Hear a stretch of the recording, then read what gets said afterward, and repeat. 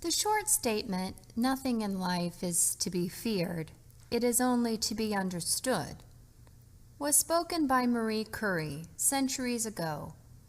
This declaration may resonate with many since we are all constantly seeking to reconcile what seems to be off balance in our lives. After reading about our next daring dames, you may discover when life forces us to alter the way we look at things, the things we look at change. Reflecting back, many times in my own life I allowed my worry to win. It was a poor choice. The sheer anticipation of various threats frequently seemed to trump my submerged bravery. Marie Curie was born in Poland in 1867. Both her parents were teachers. The youngest of 5 children, Marie enjoyed sharing time with her father, who taught math and physics. Although her parents were both distinguished educators, her family lacked the financial resources to pay for schooling. Marie and her sister devised a plan to alternately study while the other worked.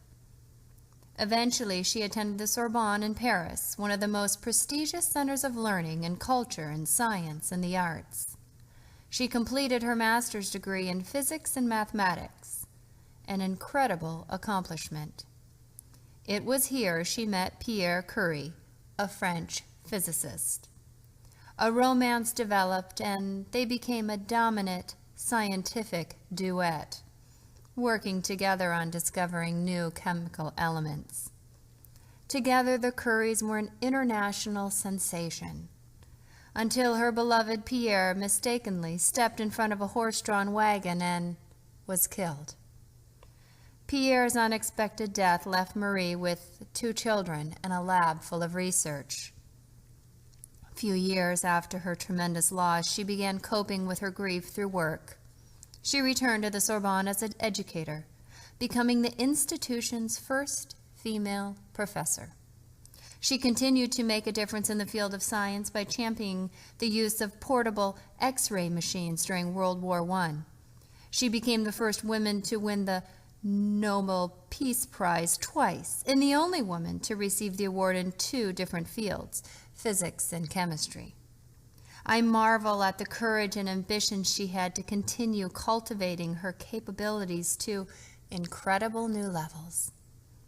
Albert Einstein and others joined Curie over the years to deliberate and discuss many groundbreaking discoveries in their fields of interest.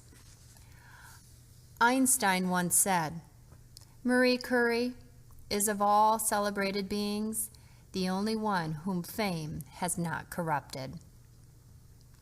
This pioneering scientist understood fear, unpredictability, and success all came with a price.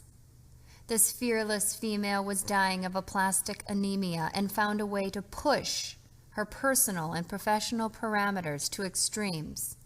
Her insidious infection occurred from years of exposure to radiation. Much of her research and laboratory work was done with hands, raw and inflamed from continually handling dangerous materials. The Curie's observations, inferences, and predictions regarding the effects of radium on living organisms revealed this element could damage tissue. This was an impressive undertaking which was barely seen in the scientific playing field during this time. Their discoveries have been used to combat cancer and other diseases. The very thing that stirred her passions, radioactivity, took her life in 1934. Linda Glassman Davis was born in Northridge, California, to Marvin and Marilyn Glassman. An admiration of Miss Curie was fostered in her early years as a voracious reader. She specifically appreciated Marie Curie's tenacity and independent thinking. Her family struggled financially, and her disabled father often punished Linda for various reasons that included talking too much or exhibiting bad table manners. It was her mother who managed to position Linda into various roles that would boost her confidence and cultivate her cerebrally. It was education that afforded her a one-way ticket to make cognitive choices in her life that would preclude her from compliance and criticisms. This instruction and exposure to life and its difficulties unearthed her buried moxie. A gradual growth happened in which she gained back her self-reliance and sustainability. Innate bravery came early in life for Linda. This stubborn, strong, and spirited dame has been in and out of the hospital over the years, bearing 17 major surgeries before age 35. She has endured treatments for mixed connective tissue disease, heart disease, diabetes, and her other related autoimmune disorders. If that does not send you into a state of astonishment, she is currently undergoing observations and treatment for 3 heart procedures and a recent diagnosis of multiple lung nodules where slow-growing angiocarcinoma in both lungs was detected. I marvel at this lion-hearted lady who has continued to suffer from various health issues since her infancy. Linda states, "I am comfortable being open about this. Lightning speed progress is being made in medical treatments for all of my maladies." She currently has managed to persevere with humor and hopefulness. Her willingness to divulge this deeply delicate information gives one a profound grasp into the depth of her grit. If you were to see her radiant smile, one would never guess all the inside trauma her body is going through. Even the worst events in our lives have some positive aspect to take away, Linda reminded me at lunch the other day. This morsel of wisdom made me rethink my own circumstances and complaints regarding my health, happiness, and way of life. As many women do daily, we run on fumes, rarely having the luxury of filling our tank. Linda wonders often, with her serene sensibility, why does it take a tragic event, a life-threatening disease, or a death to reset our modes of thinking? We currently live in a society where our self-value is tied up in working to live.